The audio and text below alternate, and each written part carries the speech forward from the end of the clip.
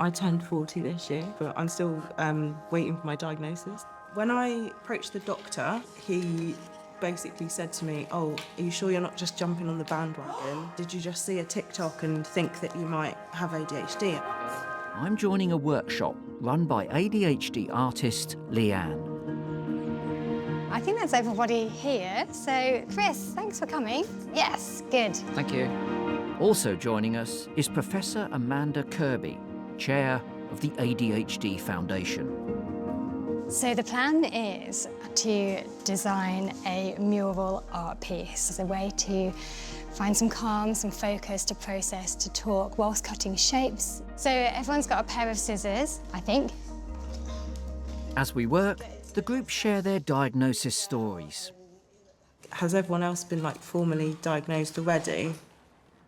2 years ago in February, I was diagnosed. I was 59. For years, I think I didn't notice the ADHD because I was in active addiction when I was young around drugs and alcohol. To what extent do you think the drugs and alcohol were part of the process of managing yourself? I think it was self-medicating because it's uncomfortable being me sometimes. I turned 40 this year, but I'm still waiting for my diagnosis. When I approached the doctor, he basically said to me, "Oh, are you sure you're not just jumping on the bandwagon? Did you just see a TikTok and think that you might have ADHD?"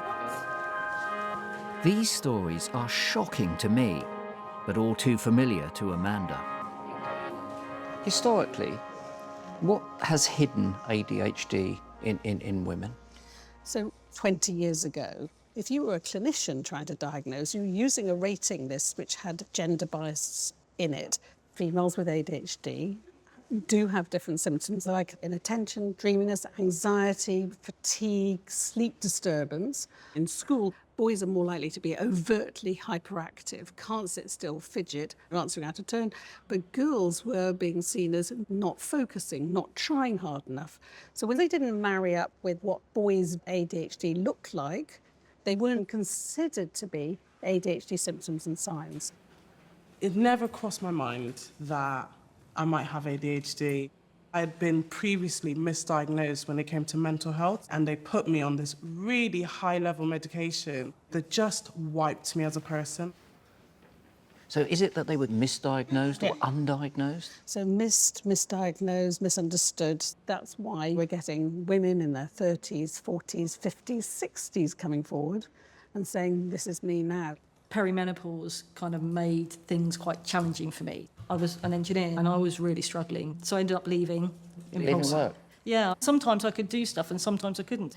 And I didn't know why. People would tell me why, and their assumptions would always be, you don't want to, you're lazy, you can't be asked. So to what extent are we addressing this at the moment? Now, what we're seeing from the research around perimenopause, well, that's a terrible time of your life because your hormones are going all over the place, right? And estrogen has an impact on dopamine, one of the neurotransmitters, not the only neurotransmitter involved in ADHD, but an important one. So symptoms seem to get worse at that stage. And we've really only known about that consistently over the last 2, 3, 4 years. It's new. It's astonishing It's that it's new. astonishing. It is, when 50% approximately of the population are female.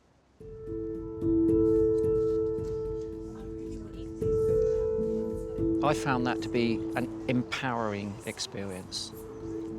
However, there are very apparently issues and legacies of late diagnosis of ADHD in women.